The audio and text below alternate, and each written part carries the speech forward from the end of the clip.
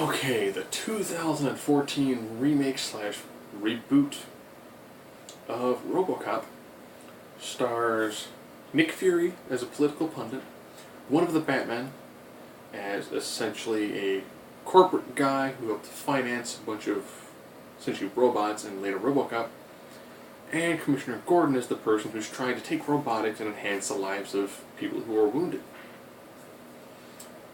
So you've got a movie. Oh, and the person who helps train RoboCop is Rorschach. So you've got Rorschach, a Batman, Commissioner Gordon, and Nick Fury all in the same movie. You're probably thinking this movie should be pretty good. If you're a fan of the original one, you know that the original RoboCop is a send-off of all the over-the-top 80s action films, as well as a really, really stinging piece when it comes to our consumer culture and capitalism. Yeah, it's actually a beautiful satire that's so over the top. It's almost kind of like if you watch Starship Troopers and then realize that it's all about the propaganda machine, and that's why it's so over the top. In this one, you still have Alex Murphy. His transformation RoboCop is vastly different. Vastly different. Some of the CGI looks very, very unfinished.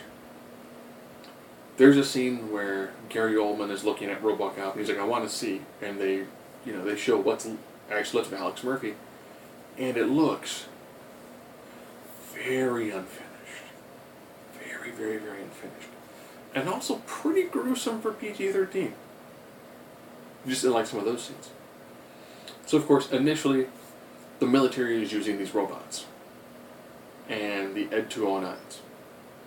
So the robots already exist, and the giant mechs already exist. However, the government has a rule saying that they can't use those things here in the States. Lo and behold, they find the ultimate opportunity to meld a human and the robotics, and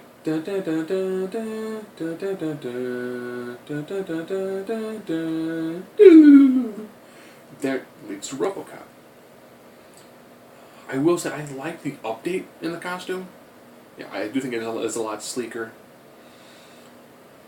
When they turned to flat tactical black, it was like, okay, yeah, I get it. Yeah, you don't look entirely different. His motorcycle is awesome. It's an awesome motorcycle. They, of course, do lots of moments where they show from his point of view, so it's kind of like a night vision, like POV sort of moment. I'm like, all right, it's like an on-rail shooter. That's kind of cool. But then they do moments where instead of focusing on like one thing, I mean, you can pick, make fun of over-the-top action films and capitalism, and you can do it at the same time. With this one, they tried to do political. They did throw in a couple of catchphrases, but they seem so out of place when they do them. They also do a really light discussion about potentially like the appearance of the soul and how that would affect somebody who's a cyborg. And also it's like, okay, so they're trying to do that, they're also trying to hit a bit on like police corruption. I mean, they're trying to squeeze almost like a dozen different things into this movie, and they're all very poorly done.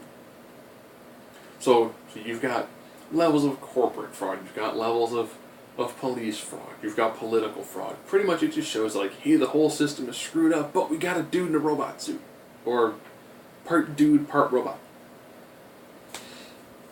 Action sequences are really, really toned down.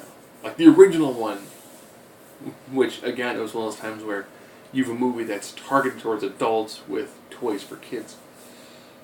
I mean, that movie is just over the top violent. This one really isn't. Then they took everything that was cool about RoboCop and they kind of just neutered it, and they went, but it looks cool. Some of the political stuff was the Samuel L. Jackson. It was good because it was Samuel L. Jackson. And Samuel L. Jackson with like full head of hair looks so weird. So weird. I was having like unbreakable flashbacks the whole time watching. I'm like, alright. They had this cast of people you could tell that were just, it's like Samuel L. Jackson, you can tell they gave him some free reign. You can tell when he's going through stuff that just feels like Samuel L. Jackson. Gary Oldman, again, just freaking knocks it out of the park. I'm beginning to think that he could be in like Phone Book the movie, directed with Guillermo del Toro and Peter Jackson doing some behind the scenes work on it. So they do an awesome job. Rorschach, Jackie Earle Haley, solid job in what he's there for. Michael Keaton, great. That is a perfect role for him. Being the guy who's just, he's running a company, he just wants to make money. Great. You know, you have all these supporting characters that are just really solid. And then Alex Murphy talking with his family is just bland. Like the guy didn't bring really almost any sort of like enthusiasm to the role. It just kind of felt like every moment was just pseudo-robot Robocop walking around. So, you know, if this is your first time actually seeing Robocop, and you're like, it was okay, watch the 1980s version, unrated. It's gonna blow your mind. You're like, this movie is so stupidly violent. It's way over the top violent, but know that it's also a brilliantly done satirization.